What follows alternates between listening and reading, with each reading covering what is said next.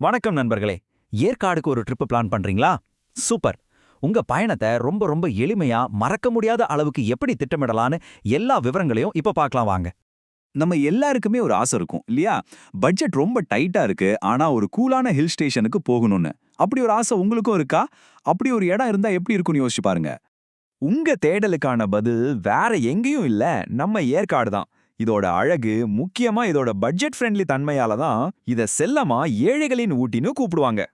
சரி, வாங்க முதல்ல ஏற்காடுனா என்ன, அது எங்க இருக்கு, அங்க என்ன ஸ்பெஷல்னு சில அடிப்படை விஷயங்களை சட்டுன்னு பாத்திரலாம். ஏற்காடு கிழக்கு தொடர்ச்சி மலையில இருக்கிற சேர்வராயன் மலையில அமைஞ்சிருக்கு.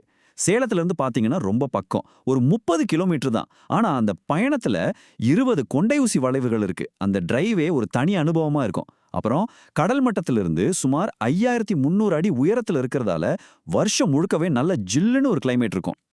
ஏற்காடு போனாலே நம்ம கண்ணுல முதல்ல படுறது அதோட சென்டர் ஆஃப் அட்ராக்ஷன், அந்த அழகான ஏரி தான். எல்லாரும் அவங்க ட்ரிப்பை இங்கிருந்து தான் ஸ்டார்ட் பண்ணுவாங்க. சோ வாங்க அந்த ஏரியை சுத்தி என்னென்னலாம் இருக்குன்னு ஒரு ரவுண்ட் போயிட்டு வருவோம். ஆமாங்க, ஏற்காட்டுக்குள்ள நுழைஞ்ச உடனேயே நம்மள வாங்க வாங்கன்னு கூப்பிடுற மாதிரி இருக்கிறது இந்த ஏரி தான். இங்க இருக்கிற போட் ஹவுஸ் ரொம்ப ரொம்ப ஃபேமஸ். போட்டிங் போலான்னு முடிவு பண்ணிட்டீங்கன்னா உங்களுக்கு 2 ஆப்ஷன் இருக்கு. நீங்க ஒரு பெரிய குரூப்பா ஒரு 8 பேர் வரைக்கும் இருந்தீங்கன்னா மோட்டார் போட்ல ஒரு ரவுண்டு போலாம். 10 நிமிஷத்துக்கு 600 ரூபாய். இல்ல 2 பேர் தான், கொஞ்சம் ரிலாக்ஸ்டா டைம் ஸ்பெண்ட் பண்ணணும்னா பெடல் போட் எடுத்துக்கோங்க. அரை மணி நேரத்துக்கு 150 ரூபாய் தான். ரொம்ப நல்ல சாய்ஸ். போட்டிங் முடிச்சதும் அடுத்து எங்க போறதுன்னு யோசிக்கவே வேணாம். ஏரிக்கு பக்கத்திலே 2 சூப்பரான இடங்கள் இருக்கு. ஒன்னு அண்ணா பார்க், இன்னொன்னு ஒரு குட்டி மான் பூங்கா. குறிப்பா நீங்க சம்மர் டைம்ல போனீங்கன்னா அண்ணா பார்க்ல நடக்கிற ஃப்ளவர் ஷோவை மிஸ் பண்ணிடாதீங்க. கண்ணுக்கு அவ்ளோ அழகா இருக்கும். சரி, ஏரியை சுத்தி பார்த்தாச்சு. அடுத்து ஏற்காட்டோட உண்மையான அழக அதோட உயரமான இடங்கள்ல இருந்து பார்க்க போறோம். அதாவது வியூ பாயிண்ட்ஸும் வாட்டர் ஃபால்ஸும் தான் நம்மளோட அடுத்த டார்கெட். முதல்ல கிளியூர் ஃபால்ஸ். இது ஏரியால இருந்து ஒரு 3 கிலோமீட்டர் தூரத்துல இருக்கு. ஆனா இங்க ஒரு முக்கியமான டிப்ஸ் இருக்கு. இந்த ஃபால்ஸோட முழு அழகையும் பார்க்கணும்னா நீங்க மழைக்காலத்துல தான் போகணும். மத்த டைம்ல தண்ணி ரொம்ப கம்மியா இருக்கலாம். சோ போறதுக்கு முன்னாடி விசாரிச்சுட்டு போங்க. அப்புறம் கிட்டத்தட்ட 1 கிலோமீட்டர் படிக்கட்டுல இறங்கி போகணும். அதுக்கும் ரெடியா இருந்துக்கோங்க. அடுத்து ஏற்காட்டோட ஃபேமஸான 3 வியூ பாயிண்ட்ஸ். இது 3மே அடுத்தடுத்து இருக்கு. அதான் special. Ladies seat, gents seat, அப்புறம் சில்ட்ரன்ஸ் சீட். இந்த 3 இடத்துல இருந்தும் கீழே இருக்கிற சேலம் சிட்டியோட பானோராமிக் வியூவை வேற வேற ஆங்கிள் பார்க்கலாம். செமையா இருக்கும். இந்த 3 சீட் மட்டும் இல்லாம இன்னொரு முக்கியமான வியூ பாயிண்ட் இருக்கு. அதுதான் பகோடா பாயிண்ட்.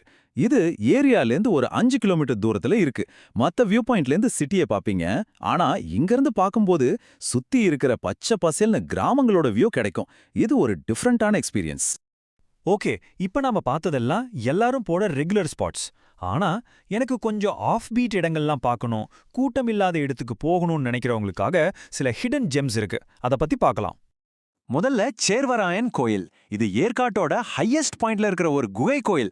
ரொம்ப யுனிக்கான ஒரு இடம். அடுத்து மஞ்சக்குட்டை வியூ பாயிண்ட். இதுவும் அதிகம் யாருக்கும் தெரியாது.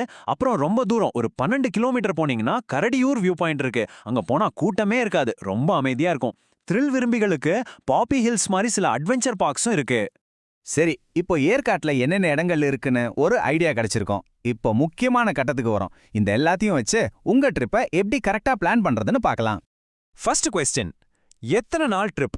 உங்களுக்கு டைம் கம்மியா இருக்கு, ஒரே நாள் தான் இருக்குன்னா காலையில சீக்கிரமா கிளம்புனா மெயின் இடங்களையெல்லாம் கவர் பண்ணிடலாம். ஆனா என்னோட சஜஷன், ஒரு 2-3 நாள் டைம் எடுத்துட்டு போங்க.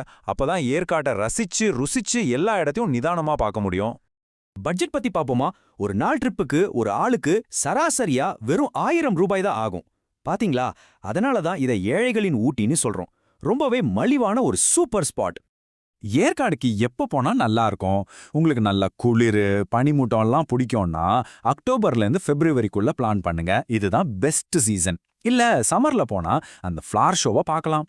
ஒருவேளை எனக்கு ஃபால்ஸ்ல தண்ணி கொட்டுறத பார்க்கணும்னு ஆசைப்பட்டீங்கன்னா மழைக்காலத்துல போங்க. ஆனா அப்போ டிராவல் கொஞ்சம் கஷ்டமா இருக்கும், பாத்துக்கோங்க. எல்லாம் சரி, கடைசியா ஒரு முக்கியமான விஷயம். ஏற்காடு போயிட்டு அங்க கிடைக்கிற லோக்கல் பழங்களை சாப்பிடாம வந்துடாதீங்க.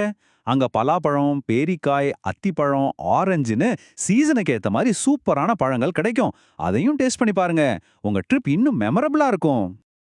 ஓகே, இப்போ உங்களுக்கு ஏற்காடு ட்ரிப் பிளான் பண்றதுக்கு ஒரு நல்ல ஐடியா கிடைச்சிருக்கும்னு நம்புறேன். இந்த எல்லா இடத்துலயும் உங்க ஏற்காடு ட்ரிப்ல நீங்க முதல்ல எந்த இடத்துக்கு போக போறீங்க யோசிச்சு வைங்க. உங்க பயணம் சிறப்பாமைய வாழ்த்துக்கள்.